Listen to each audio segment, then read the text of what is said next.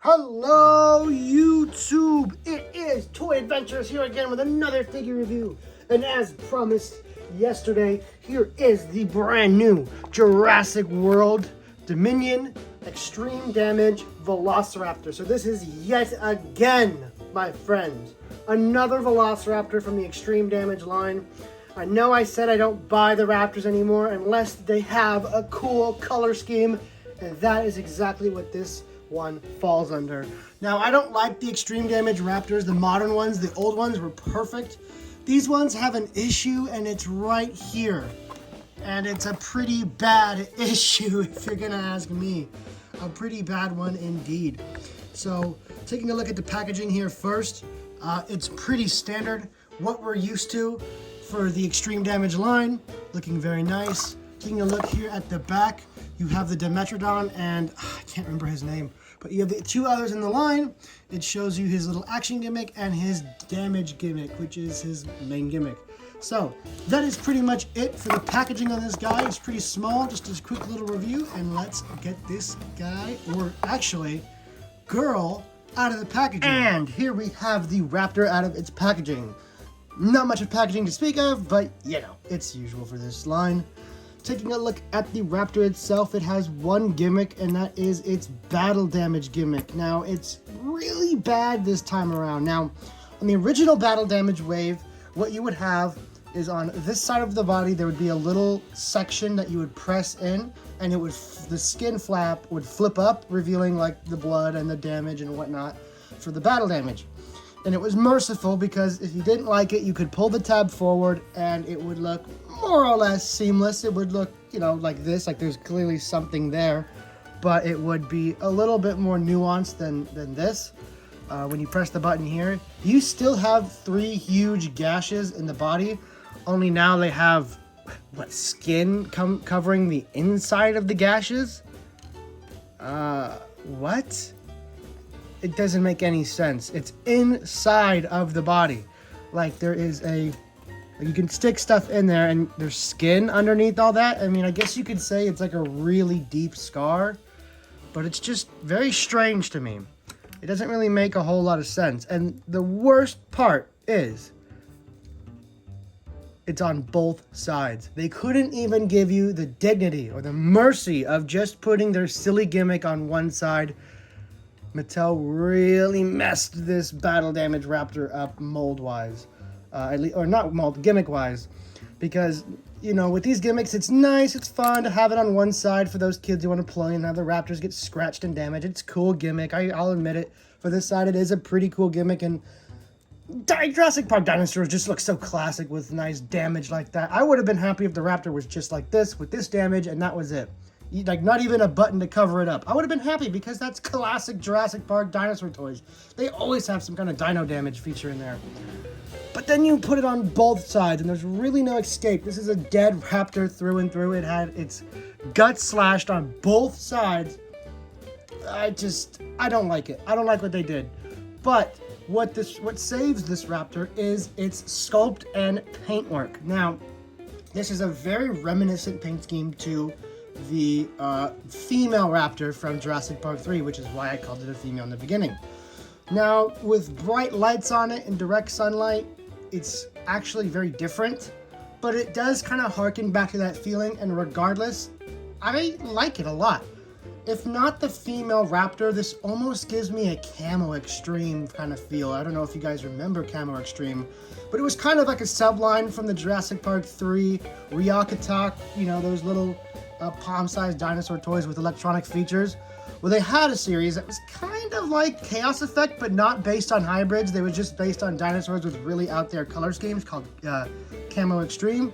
And this kind of reminds me of it. I could totally see this being packaged up with those and being called a Arctic Raptor. It just has that very saturated, bright, in your face, but not like neon-y, crazy kind of color scheme. Just a very vibrant pattern.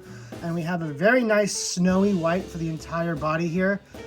Even the speckling in it that Mattel usually puts in there really helps to make it look like a snow raptor. That's exactly what I think of when I think of this guy. And then on the top, you have this really nice, what I thought was originally black, but is actually a very deep navy blue going throughout the entire spine of the dinosaur, leading up to the tail right here.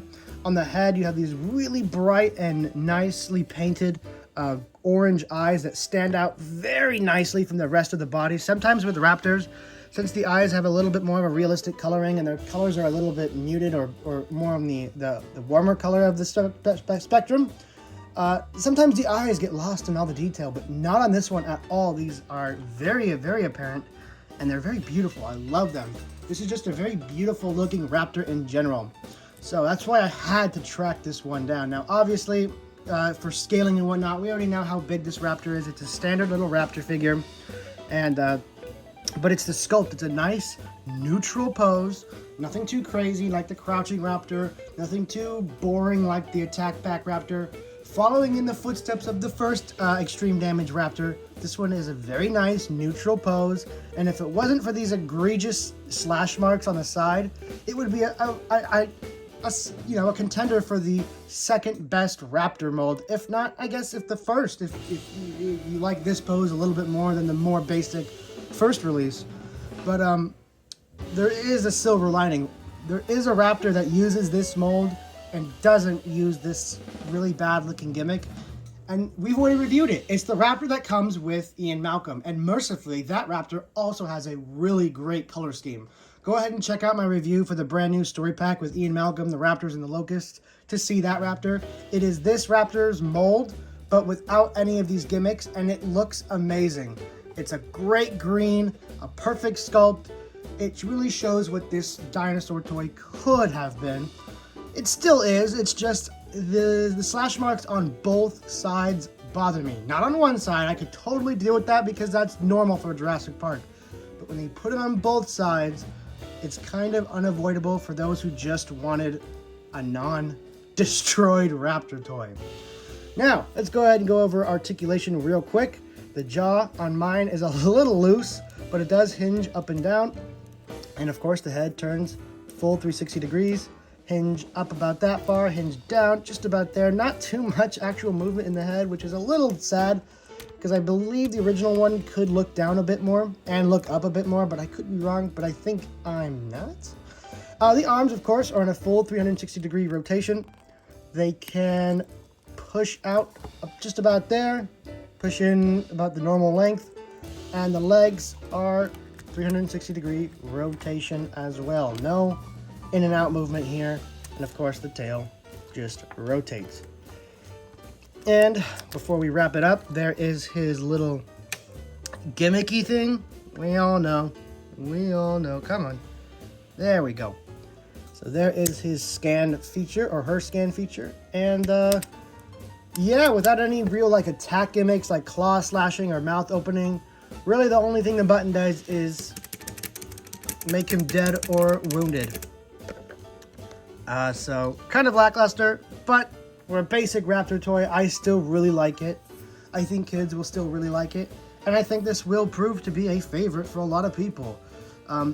Like I said, the both sides damage does bother me, but with one side, I mean the red clashing with the white and the blue, it looks like a classic Jurassic Park toy. Maybe Jurassic Park 3, like I said, Camo Extreme is really what this is reminding me of. And I like it. I like it a lot. I just don't like that there's no option to pose it on the other side for maybe a more normal looking raptor. That would have made this thing perfect. But as it stands, I'm going to go ahead and give this thing a solid 7 out of 10. Everything about it is great. It's just, there's certain design decisions that I have mentioned quite a bit, the damage, that really hold it back just for me personally. For a kid, they're probably not going to care at all. They're going to enjoy this raptor. You're going to love it, you're going to play with it, and you're not going to really care. But for those of us who like to take pictures or like to have, more accurate looking dioramas or whatnot, it's a little annoying. But that is really all I had to say about this raptor. The next review that will be up will be actually something a little more interesting that you guys probably weren't expecting me to review. Well, this review may be over. We've already taken a look at everything this raptor really has to offer. Next review is going to be something you guys definitely aren't used to on this channel. That's right, we're going to be starting to do some Star Wars reviews in this house. I know a lot of you have asked for Star Wars toy movies, and those are slowly going to be coming. It's about time, am I right? Yes, I've invested in the Black Series once again. I like the new improvements for some of the new figures, mainly the Stormtroopers. So I got back into the line again. The Mandalorian didn't help. It really, really got me into the series again. And Battlefront got me back into the series real bad. So, yeah, Star Wars toy movies are an eventuality. But Star Wars toy reviews, those are coming next. Thank you guys so much for watching. This has been Toy Adventures, signing out. See you guys next time. Peace!